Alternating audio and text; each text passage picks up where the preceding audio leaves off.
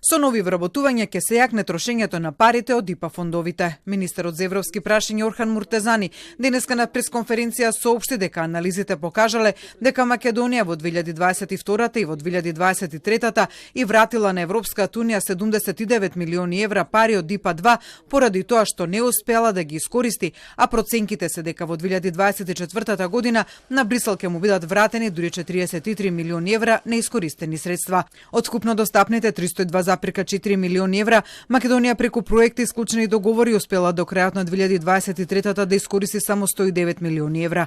Клучната причина за тоа Муртезани алоцира во недостиг на стручен кадар во ИПА структурата во институциите. Неофицијално, според првичните проценки, станува збор од минус од околу 100 луѓе. Сепак засега нема план од каде и како ќе се вработуваат стручни кадри во ИПА секторот. На пазарот постои стручен кадар, меѓутоа треба да се мотивира за да се нафати да влезе во ИПА структурата и да може да остане така. Во моментот немаме, да речем, крајни решенија, односно солуции за сите тие проблеми, меѓутоа денес ќе ја информирам владата дека станува збор за сериозен проблем кој што ќе треба да го решиме.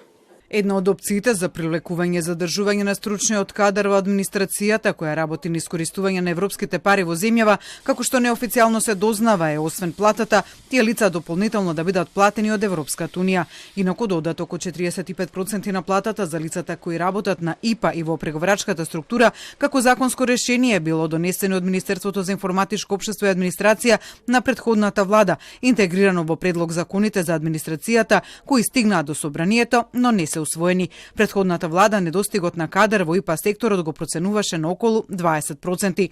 Муртезани, освен потребата од нови вработувања во ИПА секторот за да се подобри апсорбцијата на европските пари, денеска информираше дека утре ќе стигне одговорот на Брисел за ревидираната реформска агенда на Македонија, со која таа аплицира за 750 милиони евра од планот за раз за Западниот Балкан на Европската комисија.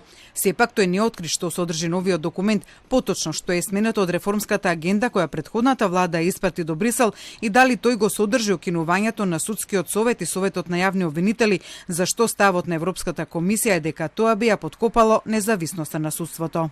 Не сакам да споделувам информации за кои не сум овластен да ги споделам. Тие се информации од надлежните министерства, затоа не можам да ги споделам. Кога ќе добиеме официјален одговор од Европската комисија, секако дека ќе ја споделам.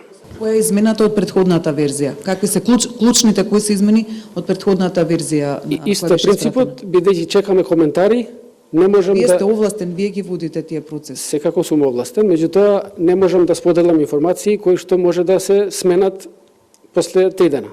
Затоа да не шпекулираме во јавноста. Откако реформскиот план ќе биде усогласен и подпишан меѓу Македонија и Европската унија, очекувањата се првата транша во висина од 52 милиони евра да и бидат ставени на располагање на земјава во втората половина на септември.